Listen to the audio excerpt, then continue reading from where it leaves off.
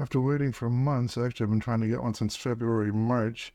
None of the local shops have managed to get them in stock, but just before Amazon's Prime Day, Amazon got a few copies in stock. So here it is, and I'll do a quick unboxing. I'm pretty sure there's hundreds of other unboxing videos of this one already, but for those Canadians who've been trying to get one recently, here goes my version. Now, I did buy the upgraded Osmo Pocket combo, not too much inside, with the famous cutting stick.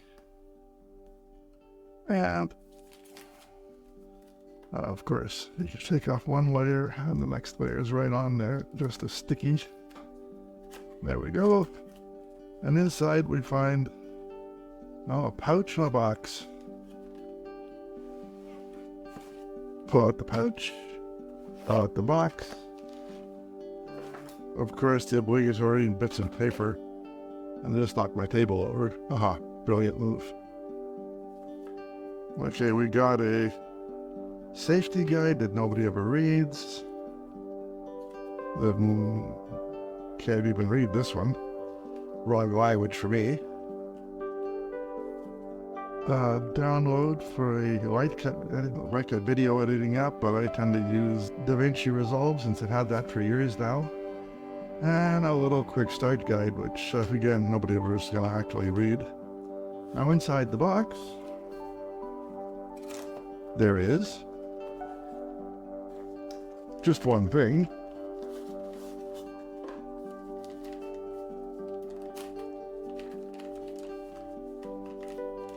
And it is the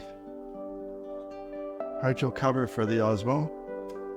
And inside it there's a space for a wide angle lens and a single filter. You can also clip your mic to the top of it. I'll set that aside. And this is something I really wasn't expecting. The Osmo 3 came with a nice little case. I almost bought a case for it along with the Osmo. That would have been on the annoying side.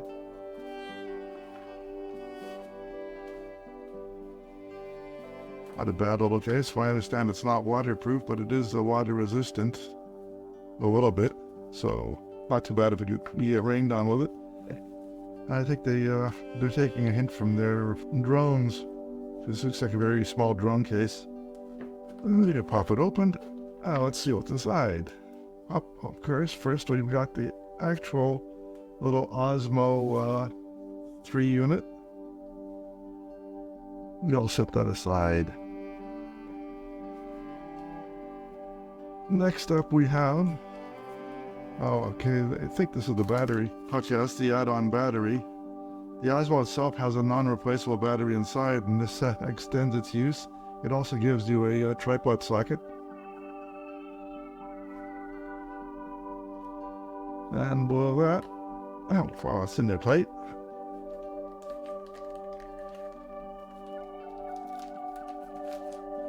Okay, that's the actual little tripod that it comes with. So you can screw that into the handle and it'll stand on its own.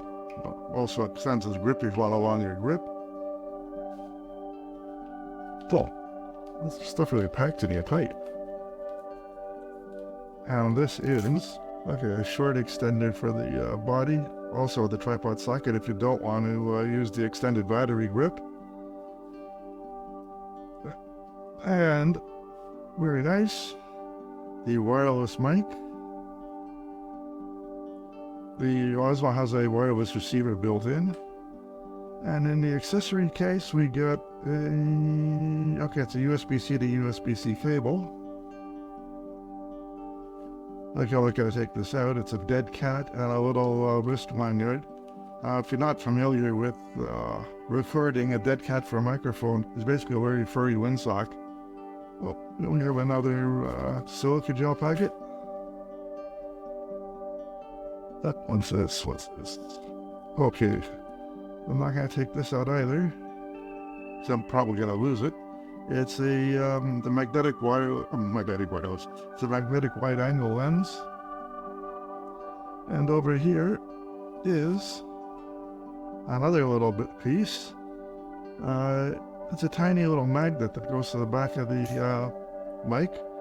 So instead of clipping it, well, that's tight. Instead of clipping it to your shirt, you can clip it anywhere through your shirt or whatever material you want it to go through. Oops, did I go on the wrong side? Yes, I did. Trying to fit all this stuff in.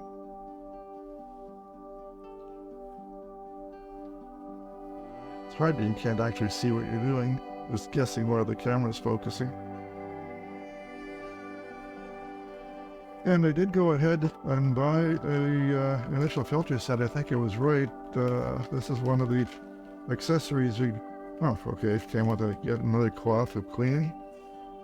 It's a Neewer filter kit that comes with a polarizer and 3 ND filters. Okay, it comes with an ND60, an ND64, and an ND256. And for now, I'm going to bugger off because the next portion requires me to enter passwords and all kinds of stuff and create an account. Show that on the screen.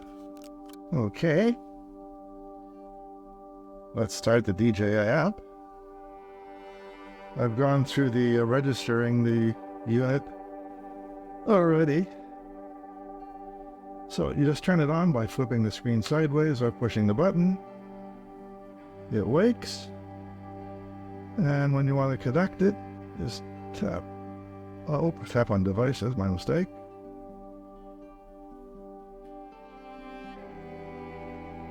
It found it. Oh, there it goes. Took it a while to connect, and there we go. We can see anything the camera now sees. But it was a pretty painless process. You do have to register it. You get 5 tries to use it without registering, and then it won't fully boot if you don't have it registered. So you do have to create a DJI Mimo account and register the unit. And that also lets you buy the warranty, which actually seems to be pretty good. I think for about $35 you get 2 replacement units a year if you manage to damage it or drop it in water or anything stupid like that. And to power it off again, you just flip it sideways. And if you don't want to power it off, you tap the button, then you're now in vertical mode for social media type vlogging. An overview of the camera hardware itself. It has a 1-inch sensor, which is much larger than most of the little cameras and cell phones. The base camera has a 92-degree field of view, which is about a 20mm equivalent on an SLR camera. And if you use the add-on magnetic wide-angle filter, that jumps up to a 108-degree field of view, which is at a 15mm equivalent of an SLR camera. I found the gimbal works very well as expected. It has extremely nice tracking options, but it is a 3-axis gimbal and not a 4-axis gimbal, so it does not track the Z-axis, which is basically your up and down motion. I know that one surprises a lot of people when they first get a 3-axis gimbal. Now I found from the charts the recording time for full charge of up to 166 minutes of 1080p 24 frame per second video, 116 minutes of 4K 60 frames per second video, and the camera maxes out at 4K 120 frames per second, which is good for some nice slow-mo. Now in my about 22.5 minute walk, the camera was down to 60% power, so it used about 40% power in that walk. It was on continuously.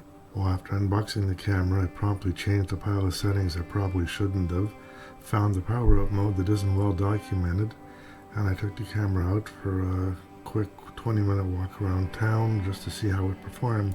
Here I'm going to present my pros, cons, and some observations I made of the camera. Under the pros, it is small, very lightweight, it is easy to use and very customizable with many settings in the pro mode. It has great stabilization, good low-light performance, great internal microphones, there's 3 of them, the built-in receiver for external microphones. The external microphones can be used to start and stop the recording remotely. It does support USB rapid charging with a 30+ watt charger recommended. It does have an internal battery, but to me that also falls under cons. It has magnetic filters, but they also have a little bit of a con, and the f2.0 lens, which is bright and pretty good, that also manages to fall under cons for a rather unexpected reason. Now under the cons, it requires side-loading a DJI Mimo app that is not in the Apple or Google stores to activate and register the unit. You cannot continue the unit until it is activated. I found its Wi-Fi Bluetooth connection seems buggy and dropped out occasionally while I was testing the camera indoors.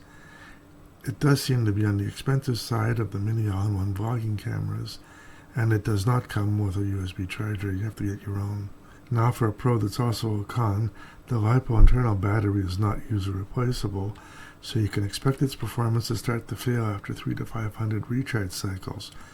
A non-replaceable battery may, I do not know for sure, violate the right to repair legislation that has been passed in the European Union, Canada, and some U.S. states, making the selling of products with planned obsolescence illegal in these regions. And the magnetic filters by both a pro are also a con, as I found them very easy to knock out of the case and drop onto the floor. And finally, that fixed aperture 2.0 lens, while being bright and sharp, has no diaphragm, hence you need external magnetic neutral density filters to control the light. Now DJI does have an add-on care plan that may mitigate the battery issue. I was not able to determine if the internal battery failure to perform may be covered under that warranty plan. If I had known about the non-replaceable battery, would I have actually continued to run and bought the camera? Well, that's a big maybe. But using the camera for pro use or for trips like I'm planning on, yes, I probably would have. If I were just using the camera for local type home shots, would I have bought it? Probably not, because it is expensive, and the camera has a non-replaceable battery, which means it will die eventually, leaving a perfectly good camera with no power source. And then if you want to watch a rather lengthy walk-around video, I'm posting it right after this video, so it'll be up on YouTube as soon as I finish processing it. While trying to process the first video locally, I found my old PC couldn't directly handle the 4K 30 files. It was very choppy and very slow going, so I had to create a proxy file. I was using Davinci Resolve to do that. It took about 3 hours to create a 20-minute proxy file, and once I finished editing the video, it took about 3.5 hours to render that, and then I ran another program to compress the video to make it more palatable to YouTube upload, which took another 3 hours. So all in all, it took about 9 hours of processing time. Processing 4K video really does take a lot of horsepower in your PC, so that may be an option if you want to do 4K or just stick to 1080p. As I said, coming up next is the walk around of the town I'm in at the moment. I did include a classical track to knock out all the street noises because it was pretty loud on the streets in this town.